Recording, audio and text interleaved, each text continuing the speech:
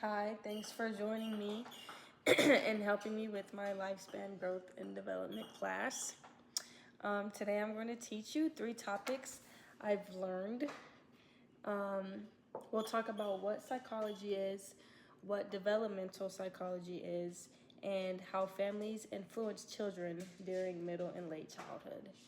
Um, don't worry if you don't know what psychology is. I'm just going to explain everything in a simple way, and I will be asking questions. But there's no right or wrong answer. I'm just going to try to explain as much as I can. And by the end of our lesson, hopefully you'll know what psychology is and you understand how people develop throughout their life and why families have an important influence on their children. So let's get started. Um, Before I explain anything, when you hear the word psychology, what do you think that means?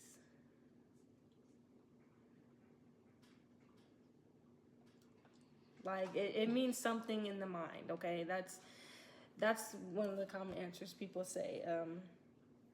Psychology is the scientific study of the mind and behavior. Studying the mind are things that happen in the brain, like thinking, remembering, learning, making decisions, or emotional responses. Studying behavior means looking at the actions people do, like talking, laughing, or helping someone. Um, One thing majority of people will often misunderstand is that psychology isn't just about curing mental illnesses or therapy. Psychologists also study the process of human development over time and why people feel the way they do before doing things. Um, let's break down what that means. So psychology is really the study of everything that influences people, how people think, feel, and behave. So like think about your own day to day before like you woke up. You probably made, or no, before you joined me today, before you got here, you probably made dozens of decisions without even realizing it. Like what time should I wake up? What should I eat for breakfast? Every single one of those decisions involved your brain making choices. Psychologists are interested in understanding why people make those choices. Sometimes our decisions are logical, and sometimes they're emotional. Sometimes we don't even realize why we make them. Another example is imagine 2 students are taking the same test. One student walks into class smiling, feeling confident and calm.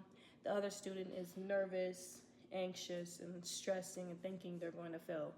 Um, they're taking the same test with the same teacher, but they're reacting completely differently. Psychologists would ask questions like, why is one student calm while the other is anxious? Did they prepare differently? Do they have different personalities? They're all questions psychology helps answer. So psychology isn't just about people who have mental illnesses. It's also about everyday life. Um, Psychologists study things like why babies learn to talk, why people fall in love, why people get angry. Psychology is everywhere because people are everywhere. Um, can you think of an example where understanding psychology might help someone? Like kindness. Okay, well, yeah. For example, another example, teachers use psychology to understand how students learn. Another reason psychology is such an interesting field is that it connects with education, healthcare, sports, and many other careers.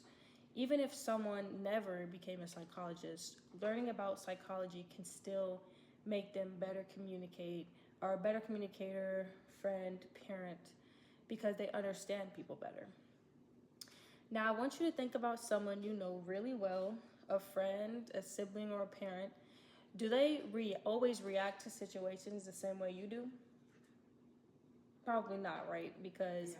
maybe one person stays calm during stressful situations while another one panics, or maybe one person forgives others quickly while another one holds grudges. Psychology helps explain why people have different personalities, emotions, and behaviors. Something else that's important to understanding is that psychologists don't always look for one single reason why people behave a certain way. Instead, they look at many different influences. For example, your behavior can be influenced by your family, your friends, your culture, um, your physical health. All of these factors work together to shape who you are. So let me ask you another question. Have you ever met two siblings who grew up in the same house but were completely different? Right. Yeah. And that happens all the time. One sibling may be outgoing and talkative, the other might be shy, one may enjoy sports, another might be into like art. Even though they grew up together, their personalities and experiences are different. Psychologists study why those differences happen. So, to summarize this first topic, what psychology is, it is the scientific study of behavior in your mind. It helps us understand why people think, feel, and act the way they do. It isn't only about mental illnesses. It's about learning memory, relationships, emotions, personality, and everyday behavior. Understanding psychology helps us understand ourselves and people around us. So, now that we've learned about what psychology is, we're going to move into something called developmental psychology. This is one branch of psychology that focuses specifically on how people grow and change throughout their lives. Everything we've talked about so far connects to this next topic. Um, so let's move on. So before I explain it, what do you think, hearing the name developmental psychology, what do you think it studies? Wait, you repeat that. When you hear the name developmental psychology, what do you think it studies? It's okay if you don't know. I don't know. Okay, developmental psychology studies on how people grow and change throughout their entire lives, from before birth and through older adulthood. A lot of people think development only happens when we're children, but that's not true. We continue growing and changing throughout our whole lives. Even adults are constantly learning new things, developing new skills, and changing emotionally. Development isn't just about getting taller or growing into a bigger shoe size. Psychologists view physical development or the biological process like seeing the changes in an individual's physical nature, or the cognitive process, which refers to changes in the individual's thoughts, intelligence, and language. And lastly, the socio-emotional process, which involves changes in the individual's relationships with people, changes in emotions, and changes in personality. So think like when you were like 5 years old, were you the same height you are now? When you were 5 years old, are you the same height as you were 5 years old? No. No. Did you think the same way when you were 5 years old as you do now? No, you don't, because you're older now. So you think wait. differently. Sorry. So exactly, you changed physically, emotionally, and mentally. That's what development psychologists study. They divide our life into different stages. For example, babies learn how to crawl, toddlers learn how to talk and identify shapes, preschoolers learn how to read and write, teenagers hit puberty, adults get careers and build families, and older adults retire and age. So, a stage that I think changes a person the most is the preschooler stage, because they learn things like reading and writing that's a skill that you need all throughout your life. You need to be able to read anything. You need to be able to write, for whatever career that you have. So yeah. Right. So developmental psychologists study patterns of development, but they also recognize that every individual is unique. For example, one child might learn to ride a bike at age 5, or another child might learn at 9 years old or something. So development doesn't always happen on the exact same timeline for everyone. Now we're going to talk about our last topic, which is families in middle and late childhood. So before we begin, let me ask you another question. When you hear the word family, what comes to mind?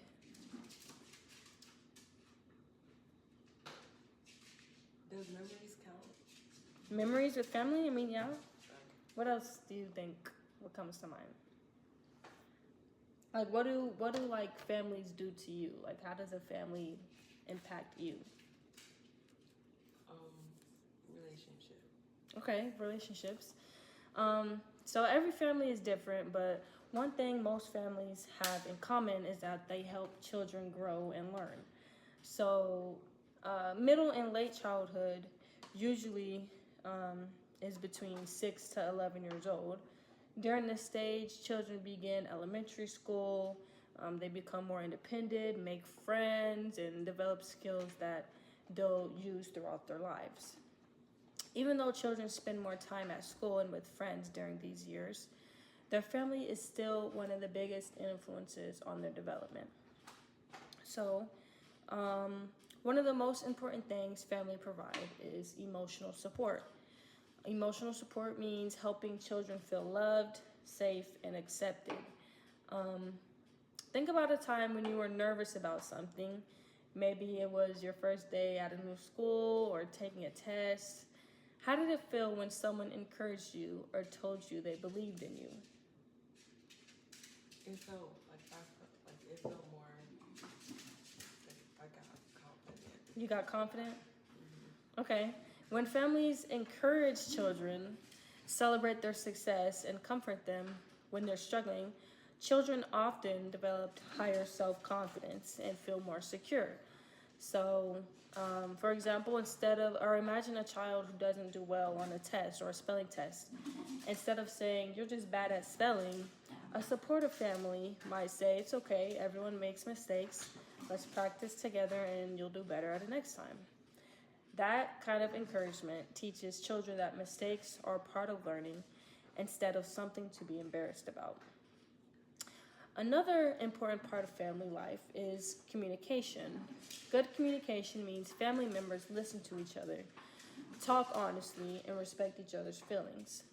Children who feel comfortable talking to their family are most likely to ask for help when something is wrong. For example, imagine a child is being bullied at school. If they know that their family will listen without immediately judging them or getting angry, they're much more likely to tell someone what's happening. Then the family can also help solve the problem before it gets even bigger. Communication also teaches children how to express their emotions in a healthy way. Instead of yelling or keeping everything bottled up, they learn how to talk about their feelings. So, what do you think happens if children don't feel comfortable talking to the adults in their lives? They will feel like more. They feel like more, less talkative. Yeah, they'll keep their problems to themselves because they're afraid they'll get in trouble or won't be understood. All right, the other thing is families also help children learn important values. Values are beliefs that help us decide what's right and wrong. For example, many families teach children to be honest, respectful, responsible, and kind. Children don't just learn these things by being told, they also learn by watching the adults around them. If children regularly see family members treating others with kindness and respect, they're more likely to develop those same behaviors. So psychologists sometimes say that children are always watching, even when adults don't realize it. Because of that, families become some of a child's first and most important teachers. Another one is as children get older, families usually begin giving them more responsibilities. This is actually a very important part of development because it helps children become more independent. Your responsibilities may include cleaning your room or helping cook dinner or doing homework without being reminded. Even though these responsibilities seem small, they teach responsibility and accountability. So, what kind of responsibilities did you have when you were younger, or right now, I guess? Like, what kind of responsibilities do you have right now? I knew how to like cook. You know how to cook? Well, okay, well that's one thing that can help you in the future. You can keep cooking. Like as you get older, you can cook for yourself. You don't have to starve or pay money to go out to eat every day. That's a good like trait to have. So when we think about families during middle and late childhood, we're really talking about much more than just the people children live with. Families provide emotional support. They teach values. They encourage your education. They teach you responsibilities, and they teach you communication. Most importantly, families help children build the confidence they need as they continue growing and developing. So before we finish, I want to ask you a few questions to see what you remember. Okay? So, what are some ways families influence children during middle and late childhood? I think they can still like support them. Yeah, they teach you emotion. They give you emotional support, and they encourage you with whatever that you need encouraging. How can families encourage children to become more responsible?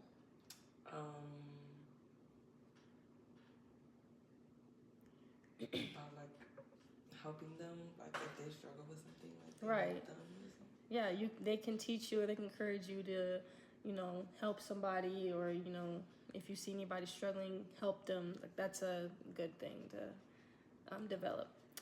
Can you think of something your family taught you when you were younger that still helps you today? By be aware of danger. Being aware of danger, yeah, that's an important one. Your answers are good. They show that families have a huge impact on children's lives. Even though every family is different, the support, guidance, and values children receive during middle and late childhood can influence them for many years to come. So, we've covered a lot of information today. So, before we finish, let's review the 3 topics we talked about and see what you remember. Don't worry if you don't remember anything. The goal is just to think back about what we discussed. And if you don't remember anything, I'm just going to explain it. So, psychology is the scientific study of behavior in your mind. Psychologists use research to better understand why people think, feel, and act the way they do. We also talked about how psychology isn't only about therapy or mental illnesses. It includes learning, memory, emotions, relationships, decision making, and many other parts of everyday life. Understanding psychology helps us better understand ourselves and the people around us. Developmental psychology looks at how people develop from before birth all the way through older adulthood. We also learned that development happens in several different ways. There's physical development, which includes changes in your body, cognitive development, which focuses on learning, thinking, memory. Then there's emotional development, which involves understanding and managing your feelings. And then the socio-emotional development, that's the socio-emotional development. We also talked about how everyone develops at their own pace. Even though people go through similar stages of life, everyone's experiences are different. Finally, we talked about families during middle and late childhood. We talked about emotional support, communication, teaching values, encouraging people or your children with education, helping children become responsible, and supporting them during difficult times. Families play one of the biggest roles in helping children grow into healthy and responsible adults.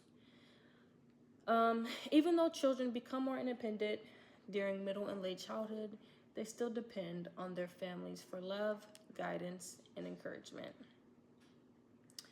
One thing I really liked about these 3 topics is that they all connect together. Psychology helps us understand why people think, feel, and behave the way that they do.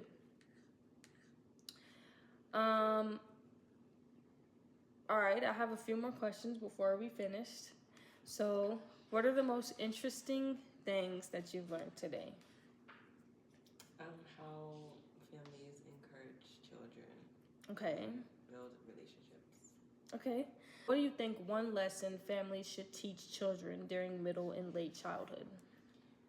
For teen, I think they should teach them to be mature Okay. and to be more helpful around people because you never know what they've been through. Right. Well, thank you so much for taking this time to participate and answer questions. I hope you learned something new about psychology, developmental psychology, and the important role families play during childhood. And I really appreciate your help with my assignment.